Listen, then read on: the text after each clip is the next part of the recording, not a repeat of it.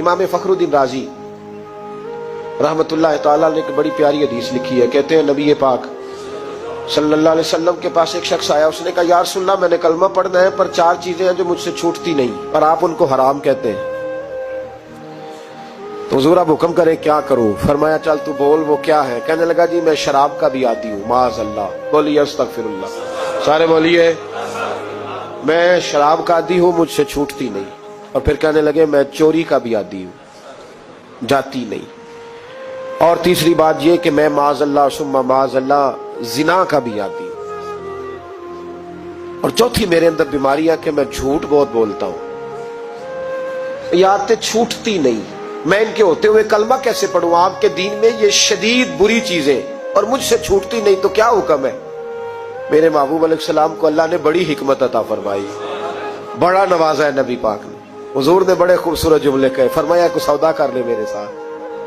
अर्ज की हुजूर हुक्म हो। फरमाया चारों में से एक छोड़ दे, कलमा पढ़ ले, सौदा कर ले। कहा हुजूर हुक्म करे कौन सी? सहाबा कहते हैं अब हम घूम रहे थे कि ये क्या बात है, चारों चीजें हराम में कतई है। हुजूर कहते एक छोड़ दे, मैं एक वादा कर। कहा या रसूलल्लाह हुक्म करे।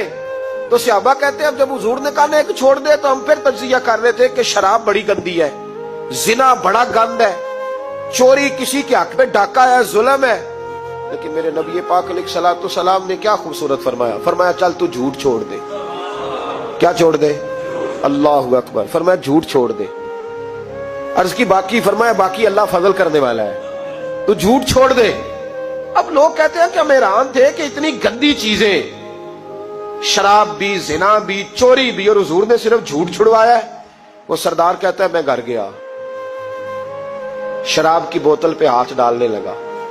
दिल में ख्याल आया शराब पी के सहाबा के मजमे में जाऊंगा, तो अगर किसी सहाबी ने पूछा कि तूने शराब पी है, झूठ बोलूंगा तो नबी पाक के वादे का क्या बनेगा, और सच बोलूंगा तो उस महफिल नूर में बैठूंगा कैसे शराब पी के। कहते 2-3 दफा हाथ बढ़ाया पर मजा नहीं आया। मैंने पटखी दीवार के साथ बोतल, मैंने कहा ये तो गई, ये नहीं पीऊंगा आज के बाद। कहते फिर मैं बाहर निकला उस औरत के पास रात गुजारने जहां मुंह काला करना था। कहते जब पहुंचा तो उसने पहला सवाल पूछा, कहने लगी सुना है तू कलमा पढ़ गया है?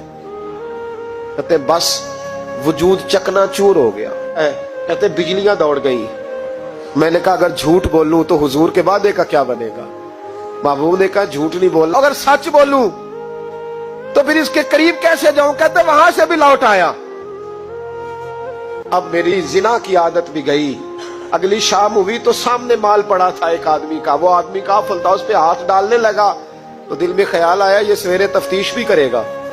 अगर पूछता पूछता मुझ तक आ गया कि तूने तो नहीं चोरी की, तो झूठ तो मैं बोल ही नहीं सकता, हुजूर से वादा किया है, और सच बोलूंगा तो मेरी आबरू क्या बचेगी। कहते शाम एक दिन में गया, अगले दिन की शाम हुई तो सिर्फ सच की आदत अपनाई, मेरा जिना भी गया, मेरी चोरी भी गई, मेरी शराब कबाब भी गए। कहते तीसरे जाके दरवाजा रसूल पे बैठा, सहाबा बाकी अपना काम करते रहे, मैं सिर्फ मुस्तफा का चेहरा तकता रहा, मैं बस चेहरा तकता रहा। देर हो गई तो एक सहाबी कहने लगे क्या देख रहे हो? तो मैंने कहा इस रसूल का कमाल देख रहा हूं, इस महबूब का कमाल देख रहा हूं। एक झूठ छुड़वाया है तो रब करीम ने मुझे सारे तकवे